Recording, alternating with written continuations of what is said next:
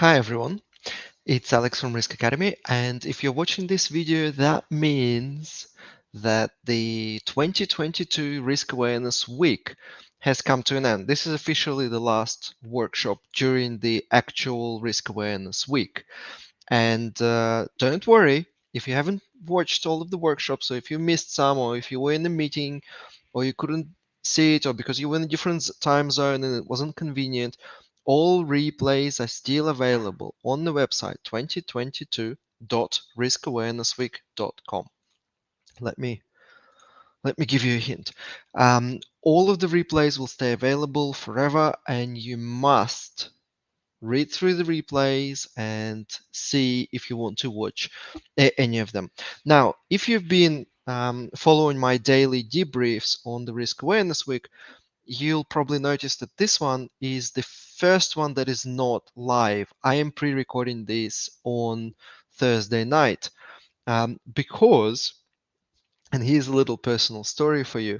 When I created Risk Awareness Week 4 years ago, I thought it would be a very romantic gesture to make Risk Awareness Week because, basically I had the whole year. I could have chosen any week. And I've decided to choose this specific week because it's the week of my wife's birthday. And I thought that was such a wonderful romantic gesture. I dedicate Risk Awareness Week to my wife, Linda. And it turns out it's actually a logistical nightmare because every single year for the last 4 years, we want to go somewhere on her birthday and we can't because I have to stay in the office and coordinate Risk Awareness Week and I have to present at the Risk Awareness Week and so on. So she said enough is enough. And right now, I am enjoying Disneyland with my kids and my wife because for her birthday, she wanted to go to Disneyland. And um, so I'm pre-recording this to go out on Friday night at the end of the conference. I hope you enjoyed Risk Awareness Week as much as I did. Do re-watch some of the sessions because every single day we had a lot of powerful sessions, like really groundbreaking, very insightful, very useful skills that you will need integrating risk management into decision making. You're making risk-based um, um, project decisions, investment decisions, performance assessments, insurance buying decisions, and so on. So a lot of powerful content. In fact, so much powerful content that it is impossible to just digest it in a single week.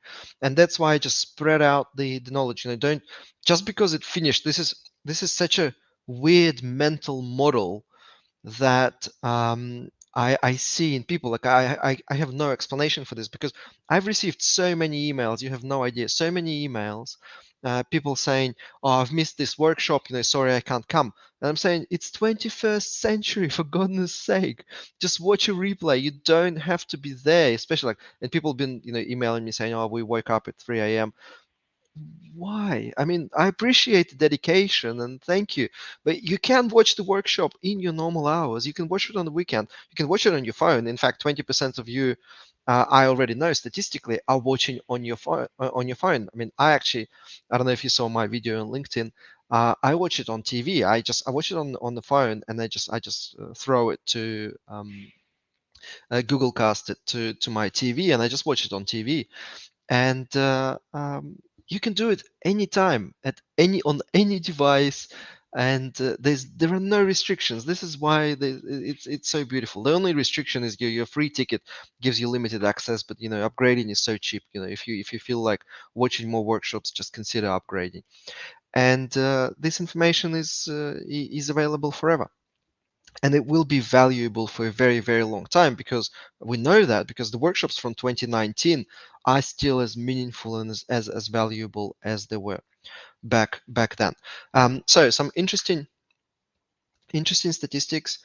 As of Thursday night, we had 4,100 participants, which is a lot.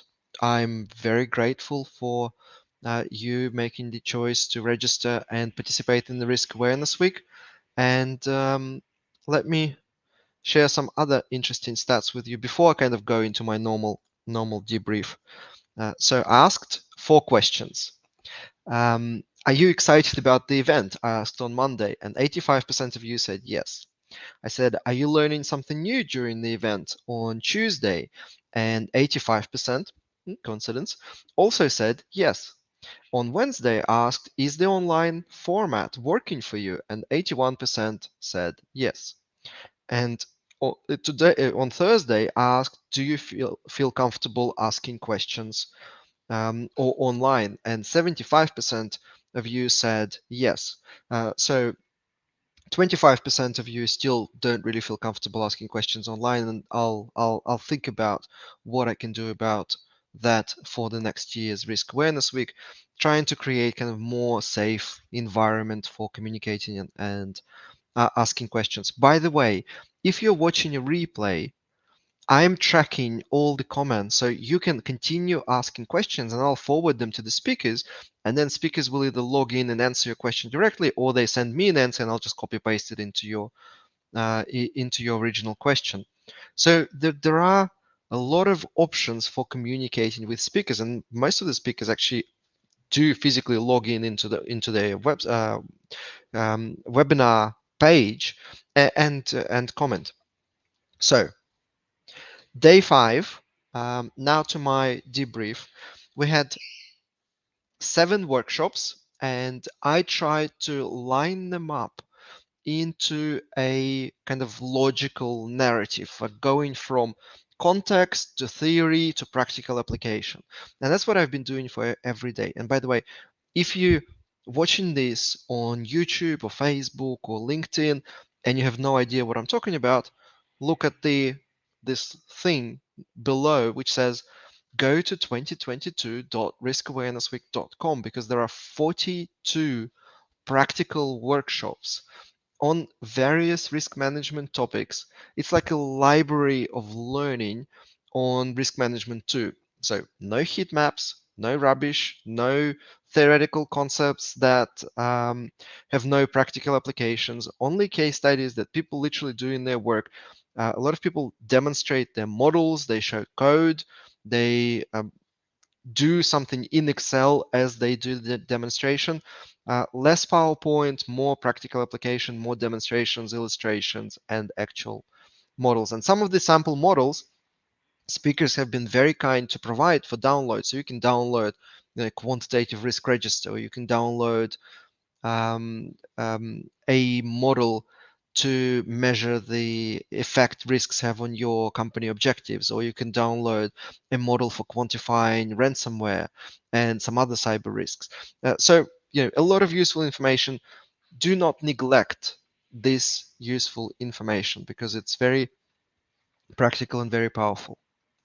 So, back to my list. 7 workshops on Friday. I recommend starting with, again, because the theory, the kind of the logic is context, theory, practice. I recommend starting with the workshop Norman Marks and I did, where we debated about the whole context and concepts of ERM. We talked about the confusion, and I have my notes as every day, confusion with ERM and why it's not viewed as effective by even the people who supposedly implement risk ERM in their work. We talked about um, silo approach versus holistic approach to risk management. I think you would be very, very surprised by at least my perspective on that. We talked on how risk management is not the same as risk analysis, and yet risk analysis is the most important part of risk management. And I made a very controversial comment how I think policing is literally the best role that a risk manager within the organization can take to add value, to not just satisfy the audit committee, because that's easy, but to actually make a lot of money for the company and save a lot of money for the company. So my recommendation is start with Norman Marks and my chat. My second recommendation is continue then to watching Mark Powell, who talks about measuring risk management effectiveness, and he proposes a set of metrics that your organization can use to measure the effect of effectiveness of risk management. And he's basically grouping these metrics into three buckets: the comparison metrics, the return on investment metrics, and efficiency and effectiveness metrics. And he proposes some examples where you can you can select a few of the metrics and apply them to your work, and use them to measure the effect of the work that you do and get remunerated for outstanding performance. Workshop number 3 that I recommend is from Tarek Aoun, and he has a lot of financial services background, and so I thought it was a very useful workshop, because we always talk how risk management, especially quantitative risk management, is not about recreating the wheel. It's borrowing from different industries and sciences that have already solved the problems.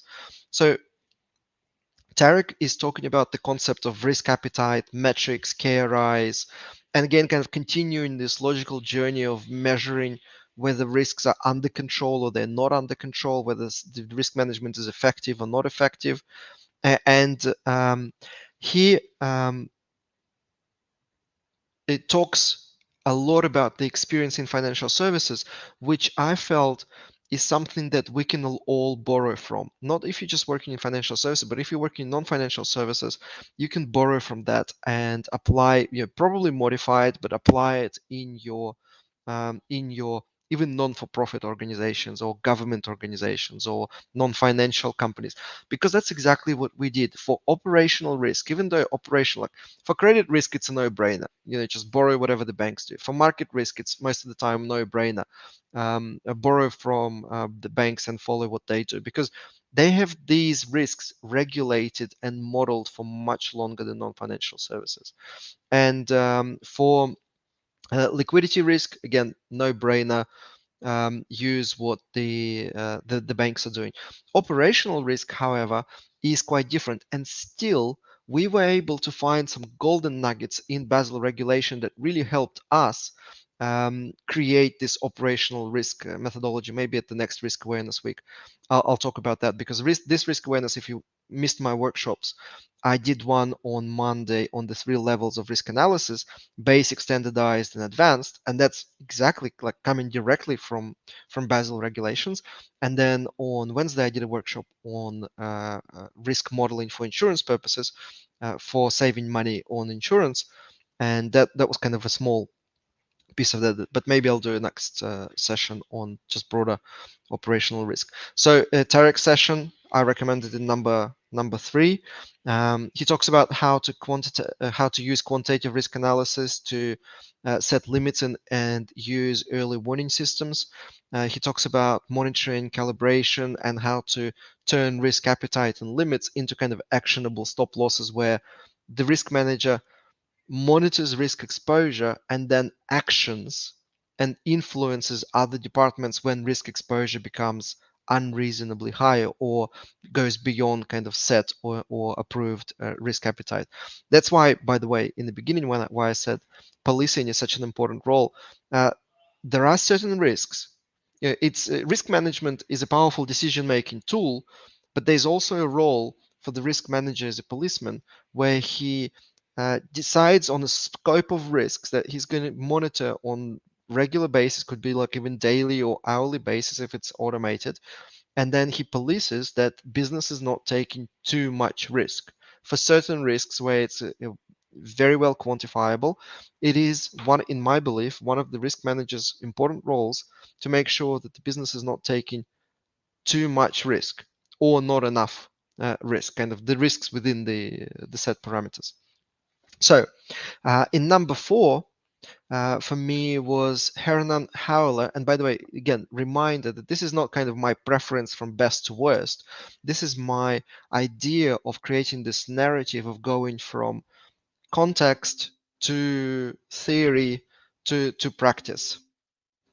And so um, and so my number 4 is Helen Heller, who talks about communicating to stakeholders.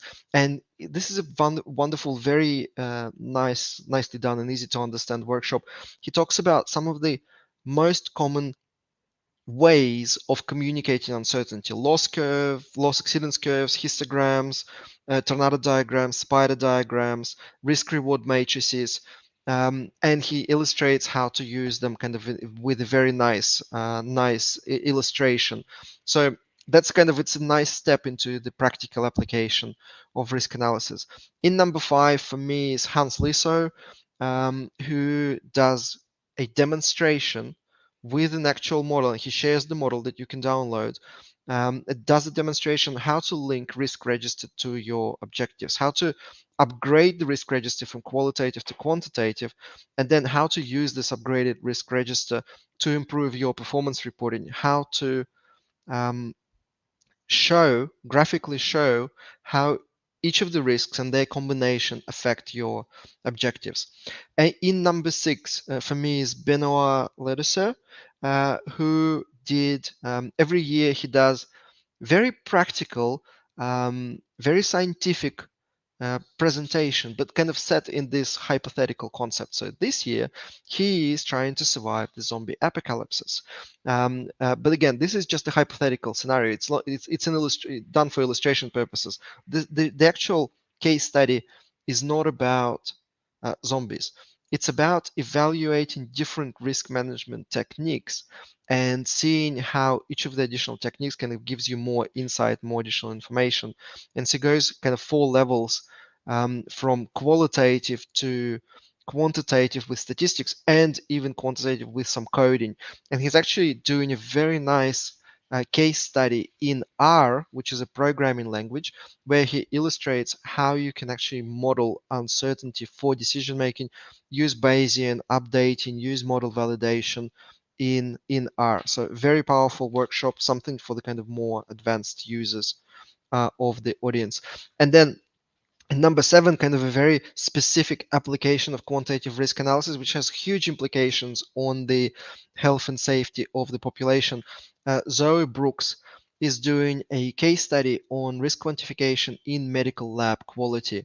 And she shares examples on how setting risk appetite, or what she calls an acceptable risk, how setting that up front allows you to kind of automate some of the decisions by setting the criteria for what is acceptable, and then using a mathematically sound methodology behind that to um, significantly streamline the decision making within the organization.